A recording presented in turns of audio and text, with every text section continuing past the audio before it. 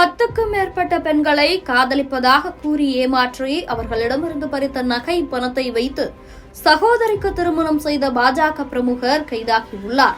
நடந்தது என்ன? விரிவாக பார்க்கலாம்.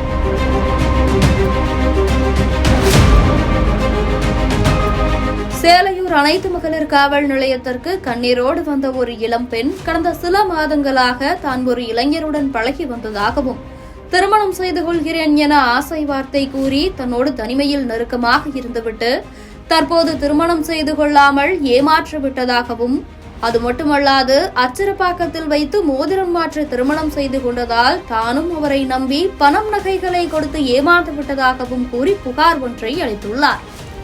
இளம்பெண்ணின் புகாரின் அடிப்படையில் வழக்கு பதிவு செய்த காவல்துறையினர் இளம்பெண் கூறிய நபர் யார் என விசாரித்தபோது அவர் சென்னை தாம்பரம் அடுத்த செம்பாக்கம் பகுதியைச் சேர்ந்த 24 வயதான லியாஸ் தமிழரசன் என்பது தெரியவந்துள்ளது. இவர் சேலையூரில் உள்ள தனியார் பல்கலைக்கழகத்தில் கடந்த ஆண்டு சட்டப்படிப்பு படித்து முடித்துள்ளார். சில அரியர்ஸ் இருப்பதாகவும் கூறப்படுகிறது. அத்தோடு பாஜகவில் செங்கல்பட்டு வடக்கு மாவட்ட இளைஞரணி செயலாளராகவும் இருந்து வருகிறார். அவரை பிடித்து விசாரித்த போதுதான் பல திடுக்கிடும் தகவல்கள் வெளிவந்துள்ளன.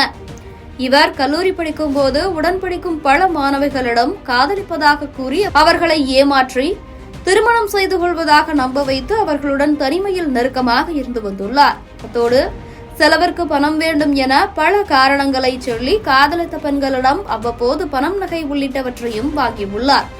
இப்படி பெண்களை காதல் எனும் பெயரில் ஏமாற்றி கிட்டத்தட்ட 10 லட்சம் ரூபாய் வரை பணமும் 20 சவரன் நகைகளையும் சேர்த்துள்ளதாக தகவல் வெளியாகியுள்ளது.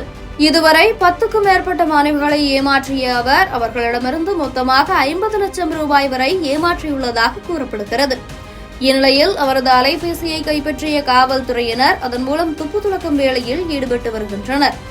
மேலும் விசாரணையில் பெண்களை காதலித்து ஏமாற்றி வாங்கிய பணம் நகைகளை வைத்து சகோதரியின் திருமணத்தை செய்ததாகவும் மீதமிருந்த நகைகளை விற்று தனக்கு கார் ஒன்று வாங்கியதாகவும் தெரியவந்துள்ளது.